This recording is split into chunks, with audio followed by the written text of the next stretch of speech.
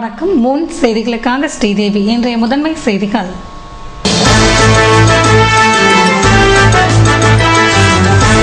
தவறு செய்திருந்தால் தன் மீது நடவடிக்கை எடுக்க காங்கிரஸ் மேலிடம் தயங்குவது ஏன்? ராஜ்யசபா உறுப்பினர் கண்ணன் கேள்வி.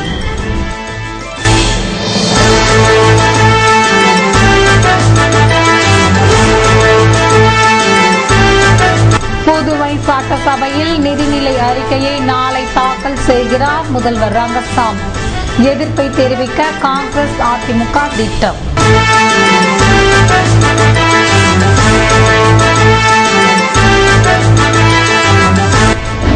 வில்லியனூர் மணவெளியில் பாப்கோன் மதுக்கடை திறக்க எதிர்ப்பு தெரிவித்து பொதுமக்கள் வாக்குவாதம். சட்டம் ஒழுங்கு சீர்குலையும் என குற்றச்சாட்டு. இனி விரிவான செய்திகள். புதுவை காங்கிரஸ் கட்சியில் தனக்கு உரிய மரியாதை தரப்படவில்லை என்றும் தான் தவறு செய்திருந்தால் தன் மீது கட்சி மேலிடம் ஏன் நடவடிக்கை எடுக்கவில்லை என ராஜ்யசபா உறுப்பினர் கண்ணன் கேள்வி எழுப்பியுள்ளார். புதுவையில் செய்தியாளர்களை சந்தித்த அவர், காஷ்மீரில் வெள்ளத்தால் பாதிக்கப்பட்ட மக்களுக்காக தனது தொகுதி மேம்பாட்டு நிதியிலிருந்து 50 லட்சம் ரூபாயினை மனிதாபிமான அடிப்படையில் ஒதுக்கி இருப்பதாகவும் அங்குள்ள மக்களுக்கு அனைத்து வசதிகளும் கிடைக்க மத்திய அரசு உதவிடும் என நம்புவதாக கூறினார். மேலும் செய்தியாளர்களின் கேள்விக்கு பதிலளித்த கண்ணன், புதுவையில் காங்கிரஸ் கட்சியின் செயல்பாடுகளால் காணாமல் போய்விட்டதாகவும் என்ஆர் காங்கிரஸ் ஆட்சியின் இலவச அரிசி திட்டத்தில் முறைகேடு என காங்கிரசார் கூறும் வேளையில் இந்த முறைகேடு வைத்திலிங்கம் ஆட்சி காலத்திலேயே நடந்துள்ளது என்றும் தன்னை காங்கிரஸ் கட்சியை சேர்ந்த தலைவர்கள் ஓரம் கட்டுவதாக குற்றம் சாட்டுவதாக கூறினார். கடந்த முறை தனது பிரச்சாரத்தின் காரணமாகவே காங்கிரஸ் வெற்றி பெற்றது என்ற கண்ணன், ஆனால் இந்த தேர்தலின் போது பிரச்சாரம் செய்ய செல்லாததால் தான் காங்கிரஸ் தோல்வியை பெற்றது என்றும் தனக்கு நிகரான தலைவர்கள் காங்கிரஸில் தற்போது இல்லை என்றார். தான் தவறு செய்திருந்தால் மேலிடத்தில் சொல்லி நடவடிக்கை எடுத்திருக்கலாமே என்று கேள்வி எழுப்பிய கண்ணன், யார் தவறு செய்திருப்பார்கள் என்பது கட்சி மேலிடத்திற்கு தெரியும் என்றார். 2 எக்ஸ் மினிஸ்டர்ஸ் காங்கிரஸ் ஆட்சி போயிடுச்சு, இப்போ நம்ம எதிர்கட்சியாக உட்காந்துருக்கிறோம். ஆனால் அவங்க திரு ரங்கசாமி கொடுத்த வீட்டிலேயே கொடுத்துன்னு இருக்காங்களே, ஏன்னா அவங்க வேற அரசாங்க இடத்துல தவிர வேற இடத்துல இருக்க மாட்டாங்களா? அனானப்பட்ட மத்திய அமைச்சர்களே காலி பண்ணி தூக்கி போடுறான், வேற இடத்துல இருக்க மாட்டாங்களா? அது என்ன? அது தொண்டனுக்கு ஒரு நியாயம், தலைவனுக்கு ஒரு நியாயமா, எம்எல்ஏக்கு ஒரு நியாயம், மந்திரிக்கு ஒரு நியாயமான்னு கேட்டேன். யாரும் இல்லை, மல்லாடி கிருஷ்ணராவ், வலசராஜ். அதுக்கு யாருமே பதில் சொல்லல. ரொம்ப சமயவசமாக சாமர்த்தியமாக வாய மூடின்னு கம்மிட்டாங்க. பேரை போட கண்டெம்ப்ளேட்டிங், உங்கள் கண்டெம்ப்ளேட்டிங் இங்கிலீஷுக்கு தமிழில் கிட்டத்தட்ட அப்படிதான் சொல்ல முடியும். அமைச்சர் வீட்டு வாசப்படியோ அவங்களுடைய ஆஃபீஸையோ எதுக்காகவும் போய் சொந்த ஜனங்களுக்காக ஒரு தடவை போனேன், ஒரே ஒரு சட்டை, அதுவும் இந்த குண்டர் சட்ட சட்டத்துக்காக. எதுக்காகவும் போய் நின்னதில்லை, எதுக்காகவும் போய் நிற்க மாட்டேன். எங்க இருக்கு? இதை காப்பாற்றுவதற்கும் மக்களை காப்பாற்றுவதற்கும் ஒரு முடிவு தேவை என்றால் தகுந்த நேரத்தில் அந்த முடிவு எடுக்கப்படும்.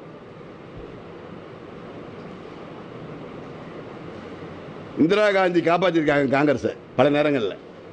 நான் அதை இன்னொரு பிரஸ் மீட்டில் சொல்றேன், இன்னொரு பிரஸ் மீட்டில் விஷயம், பெரிய கதை. புலி வருது சொல்லிக்கிறாங்களே சார், என்னை யாரும் கேட்கல சார். கேட்கட்டும், மேலிடமும் கேட்கல, கீழிடமும் கேட்கல, மேலிடமும் கேட்கல, கீழிடமும் கேட்கல. என்ன கட்சி நடவடிக்கை என்ன பண்ணிட்டேன் அதையா சொல்லுங்க. நீங்க எனக்கு தெரியல என்ன பண்ணிட்டேன், என்ன பண்ணிட்டேன், கட்சி விரோதமா என்ன பண்ணிட்டேன் சொல்லுங்க. நான் என்ன எங்க அம்மா என்ன 7 மாசத்துல பெற்று போட்டாங்களா? யாராவது தேர்தல் நின்றுட்டா நான் உடனே ஓடி கொடி தூக்கணும், மைக்கு தூக்கணும். நான் என்ன கூலி பட்டாளமா? 50 லட்சம் ரூபாய், 1 கோடி ரூபாய் பணம் வாங்கி கொண்டு ஓடுகிற சிலரை போல கூலி பட்டாளமா? நான்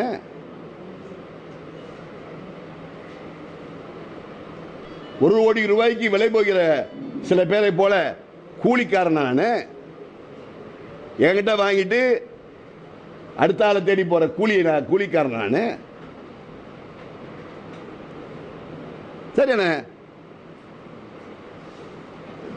ஹியூமன் டிக்னிட்டி இருக்கு sir. I have my own. மனிதனுக்குள்ள ஒரு மரியாதை இருக்குது. இப்போ நீங்களே கூப்பிடாம வந்துடுவீங்களா? நீங்களே சொல்லாம வந்துடுவீங்களா?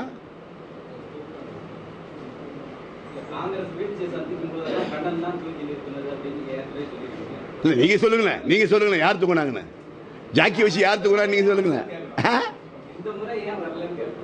எந்த முறையா உங்களுக்கு தெரியாதா? அது தெரியாது சார். நீங்கள் தூங்கினா உங்களை எழுப்பலாம், தூங்குற மாதிரி நடிக்கிறவங்களை எப்படி எழுப்ப முடியும்? நீங்கள் தூங்கலை சார். நான் சொல்ல இல்லை சார், அவ்வளோ தூரம் நான் வந்து ஸ்டூப் டவுன் பண்ண விரும்பல. அதான் கொஞ்சம் கண்ணியமாக தான் பேச முடியும். அதான் சார், கண்ணன் இருந்தால் காங்கிரஸ் ஜெயிச்சது, நாராயணசாமி ஜெயிச்சார், எம்பியா ஜெயிச்சார். நீங்கள் பார்த்தீங்களே எங்கெங்கே தெருவா அலைஞ்சேன்னு. நான் எங்கெங்கே அலைஞ்சேன்னு கடைசி 4 மணி 5 மணி வரைக்கும் எங்கெங்கே அலைஞ்சேன்னு. ஏன் இப்போ இவ்வளோ பேர் இருந்தாங்களே, ஜெயிக்க வைக்க வேண்டியதானே? இவ்வளோ பேர் இருந்தாங்களே, ஜெயிக்க வைக்க வேண்டியதானே? அப்போ புத்தியாவது வரணும். வெற்றி வரவில்லை என்றால் புத்தியாவது வர வேண்டும். புத்தியம் வரவில்லை என்றால் அப்புறம் இப்படிதான் போவோம்.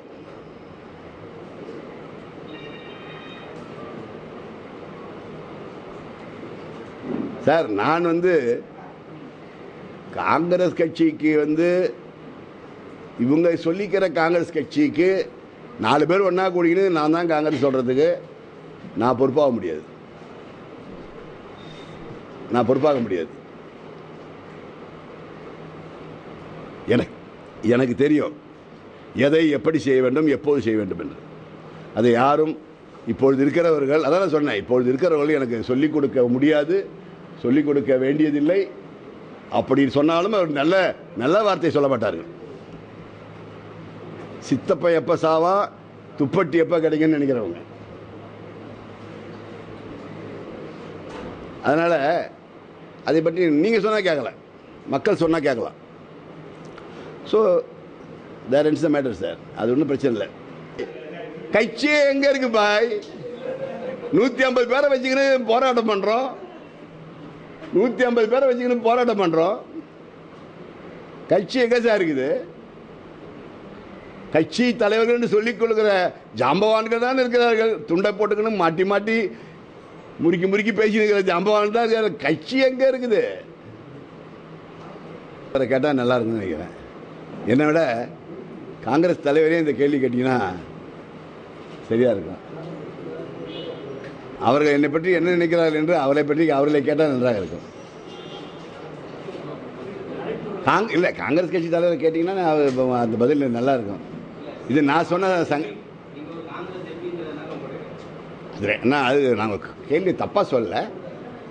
இன்னும் நன்றாக இருக்குங்க. நீங்கள் கேட்கலாம். நீங்கள் காங்கிரஸ் கட்சியில், புதுச்சேரி காங்கிரஸ் கட்சியில் என்னை ஒரு மனிதனாகவே பாவிக்கிறார்களா என்று எனக்கு தெரியவில்லை. அப்புறம் காங்கிரஸ்காரனா விடுங்க,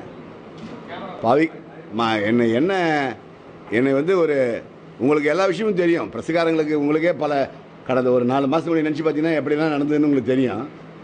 என்னை எப்படி அவர்கள் நடத்துகிறார்கள், என்னை பற்றி என்ன நினைக்கிறார்கள், என்னை எப்படி அவர்கள் கையாளுகிறார்கள், அல்லது என்னை என்ன எதிர்பார்க்கிறார்கள் என்று எனக்கு புரியவில்லை. நீங்கள் தெரிந்தால் சொல்லுங்கள். should I say that? நான் அதை சொல்ல வேண்டுமா? should I say that? நான் அதை சொல்ல வேண்டுமா? அது எது பண்ணிட்டு போனாலும் எனக்கு பிரச்சனை இல்லை. அவர்கள் எது வேண்டுமானாலும் செய்யட்டும். அவர்களுக்காக இப்போ இருக்கிற காங்கிரஸ்காரர்கள், காங்கிரஸ் தலைவர்கள், த so called Congress leaders, Congress தலைவர்கள் என்று சொல்லப்படுகிறவர்கள், இவர்கள் நான் அரசியலுக்கு வரும்போது இவர்கள் அரசியலிலே இல்லை. இவர்கள் யாரும் அரசியலிலே இல்லை. நான் அரசியலுக்கு காங்கிரஸ் கொடியை பிடித்து கொண்டு வந்தபோது இப்பொழுது இருப்பவர்கள் காங்கிரஸ் கட்சிகளும் இல்லை. என்னை விட வயதில் பெரியவர்கள்லாம் கூட இருக்காங்க. அவங்களுக்கு வயசாகாமலாம் இல்லை, என்னோட வயசில் பெரியவங்களாம் இருக்காங்க.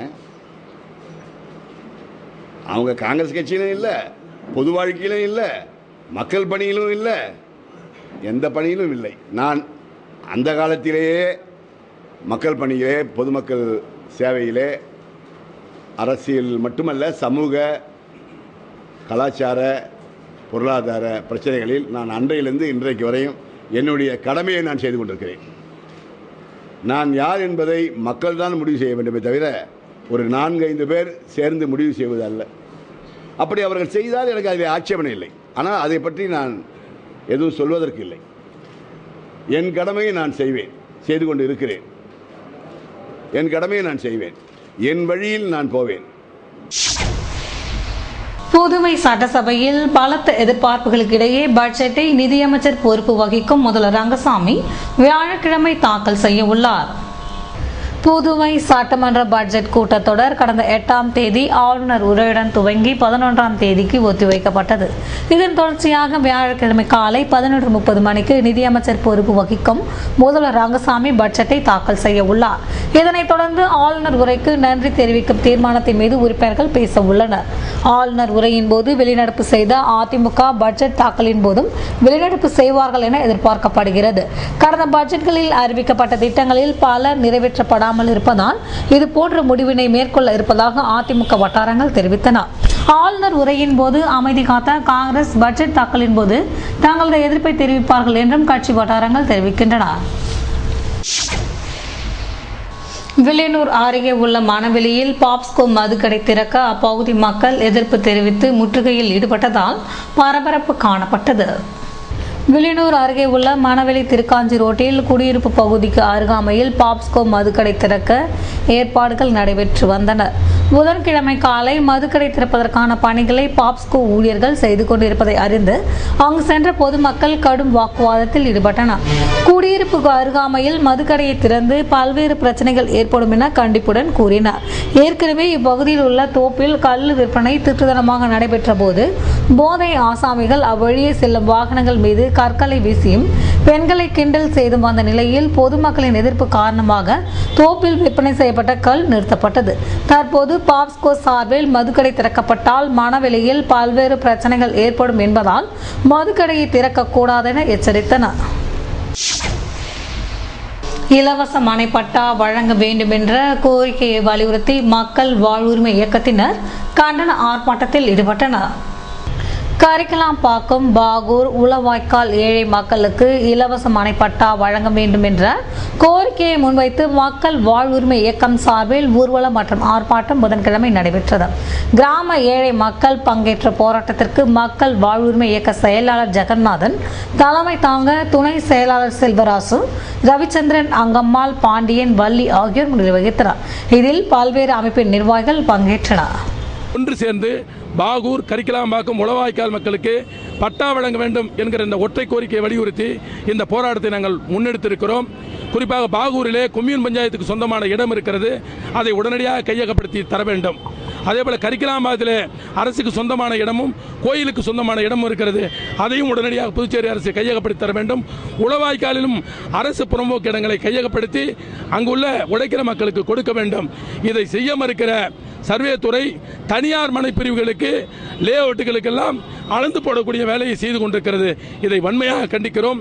புதுச்சேரி அரசு உடனடியாக இந்த 180 குடும்பங்களுக்கு உடனடியாக மனைப்பட்டா வழங்க வேண்டும். இல்லை என்று சொன்னால் எங்களுடைய போராட்டத்தை வலிமையாக சொல்வோம். இன்றைக்கு கண்டன ஊர்வலமும் ஆர்ப்பாட்டத்தையும் நடத்தியிருக்கிறோம்.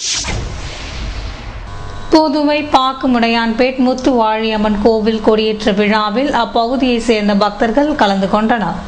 புதுவை பாக்குமுடையான்பேட்டையில் அமைந்துள்ள முத்துவாழியம்மன் கோவில் வருடாந்திர திருவிழா புதன்கிழமை காலை கொடியேற்றத்துடன் துவங்கியது.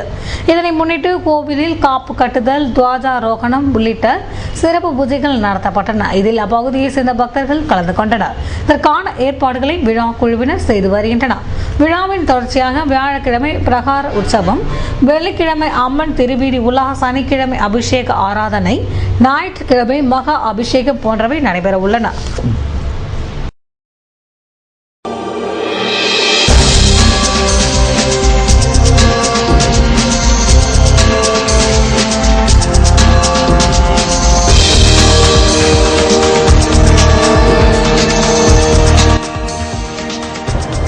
ஜனநாயக வாலிபர் சங்கத்தினர் தள்ளு முள்ளு கைது, ஓய்வு பெற்ற விரிவுரையாளர்களை கல்வித்துறையில் மீண்டும் பணியமர்த்த எதிர்ப்பு.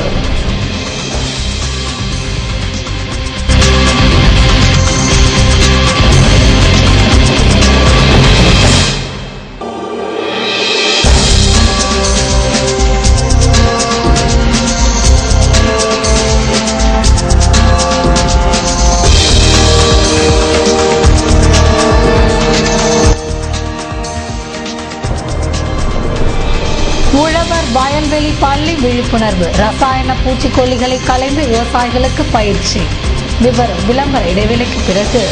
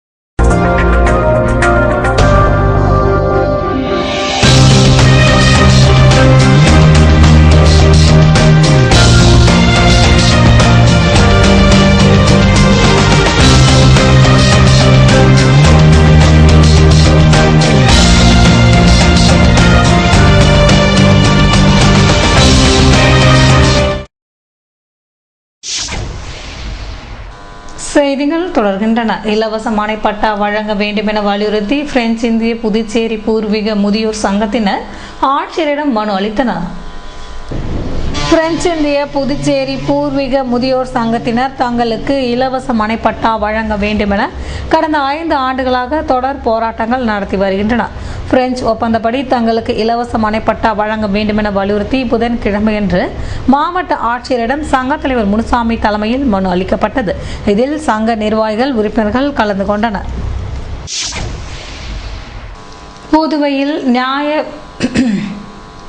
புதுவையில் நியாய நிலை வியாபாரம் தொடர்பான தேசிய கருத்தரங்கை சபாநாயகர் சபாபதி தொடங்கி வைத்தார்.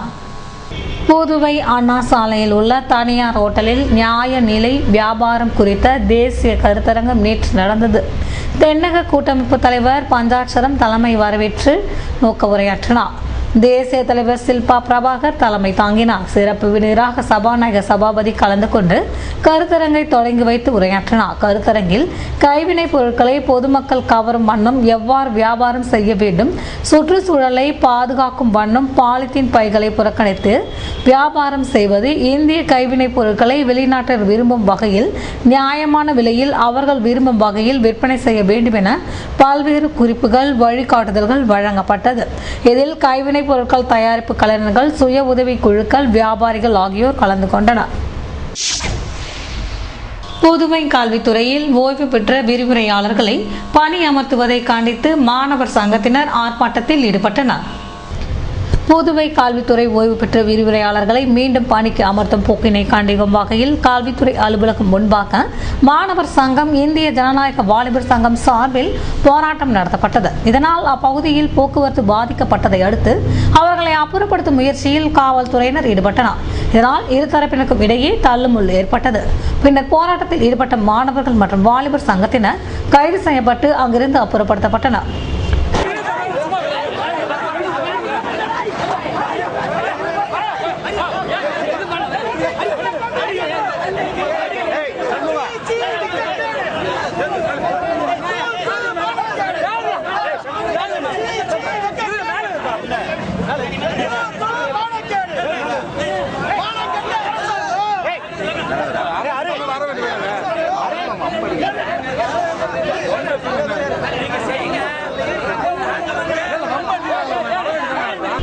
இதேபோல் வில்லியனூர் கொம்யூன் பஞ்சாயத்து அலுவலகம் முன்பாக புதுவை மாநில நகராட்சி மற்றும் கொம்யூன் பஞ்சாயத்து ஊழியர்கள் சங்க சம்மேளனம் சார்பில் கோரிக்கை விளக்க வாயர் கூட்டம் நடைபெற்றது. வில்லியனூர் கொம்யூன் பஞ்சாயத்து அனைத்து ஊழியர் சங்க செயலாளர் ஜெயராமன் தலைமை தாங்க பொருளாளர் முனுசாமி முன்னிலை வகித்தார். ஒருங்கிணைப்பாளர் மாறன் வாழ்த்துரை வழங்க இதில் அரசு ஊழியர் சம்மேளன நிர்வாகிகள் மற்றும் சங்க உறுப்பினர்கள் பங்கேற்றனர். வேளாண் அறிவியல் நிலையத்தின் மூலம் நடத்தப்படும் பயிற்சி முகாம்களால் விவசாயிகள் பூச்சிக்கொல்லி மருந்து பயன்படுத்துவது குறைக்கப்படும். புதுவை மாநிலத்தில் நெல், கரும்பு, மாநிலா, உளுந்து, பச்சை பயிறு போன்ற பயிர்களுடன் காய்கறி பயிர்களான கத்திரி, வெண்டை, தக்காளி, மிளகாய், பீன்ஸ், அவரை போன்றவையும், மலர் பயிர்களான மல்லிகை, கனகாமரம், ரோஜா போன்றவையும், தோப்பு பயிர்களான தென்னை, வாழை, மா, கொய்யா, சப்போட்டா, பலா மற்றும் நெல்லி போன்றவையும் பயிரிடப்படுகின்றன. இவற்றில் நெற்பயிரானது 18,000 ஹெக்டேர் நிலப்பரப்பில் புதுவை மாநிலத்தில் சாகுபடி செய்யப்படுகிறது. நெல் ஒரு பிரதான பயிர். மேற்சொன்ன பயிர்களில் பூச்சி மற்றும் நோய்களை நிர்வகிக்க ரசாயன தன்மையுள்ள பூச்சி மருந்துகளை உபயோகப்படுத்துவதால் சுற்றுப்புற சூழலை பாதிக்கப்படுகிறது. நன்மை தரும் பூச்சி இனங்கள் அழிந்து விடுகின்றன. மண், நீர் மற்றும் பயிரின் தன்மை மாசுபடுகிறது. இதனை தவிர்க்க பெருந்தலைவர் காமராசர் வேளாண் அறிவியல் நிலையம் மத்திய அரசு வழிகாட்டுதலில் 1995ஆம் ஆண்டு முதல் விவசாயிகளுக்கு விழிப்புணர்வை ஏற்படுத்தி ரசாயன பூச்சிக்கொல்லிகளை குறைத்து வெற்றி கண்டுள்ளது. அதாவது 163 மெட்ரிக் டன் பூச்சிக்கொல்லியானது 40 மெட்ரிக் டன்னாக குறைக்கப்பட்டுள்ளது. மேலும் 196 விற்பனை மையங்கள் 115ஆக குறைக்கப்பட்டுள்ளது.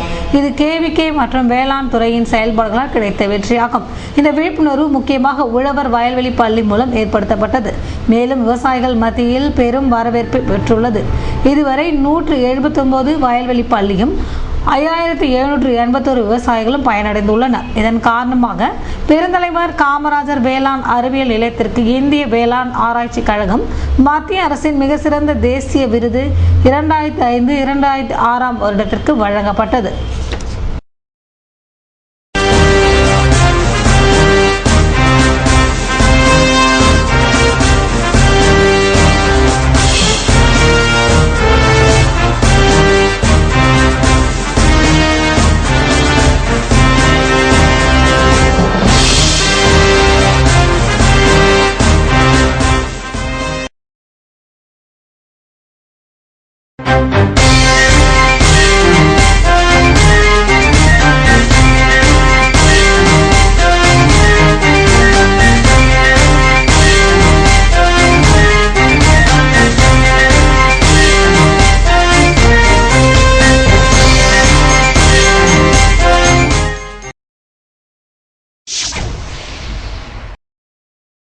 இன்றைய தங்கம் வெள்ளி விலை விபரம் வழங்குவோர் ஏவிஆர் ஸ்வர்ண மஹாலின் நவீன மங்கையின் நவநாகரீக நகைகள்.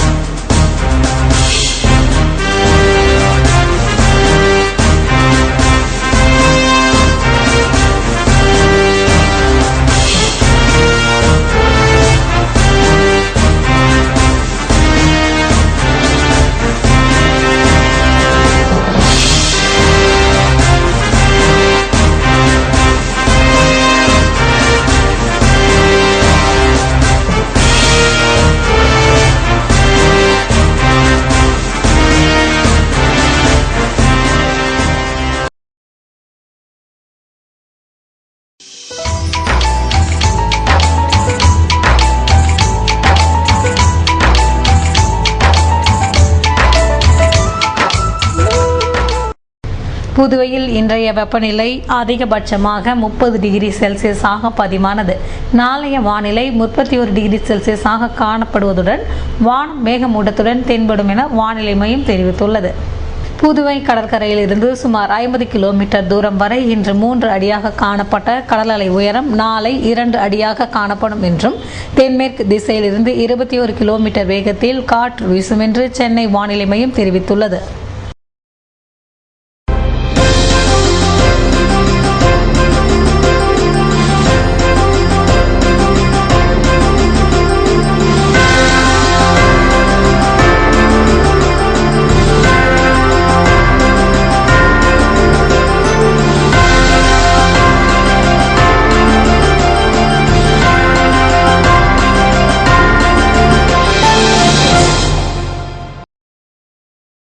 மீண்டும் இன்றைய முதன்மை செய்திகள்.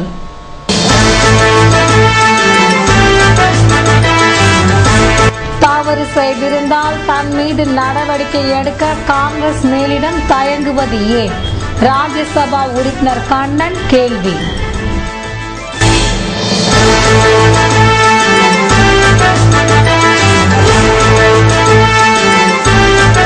புதுவை சட்டசபையில் நிதிநிலை அறிக்கையை நாளை தாக்கல் செய்கிறார் முதல்வர் ரங்கசாமி. எதிர்ப்பை தெரிவிக்க காங்கிரஸ் அதிமுக திட்டம்.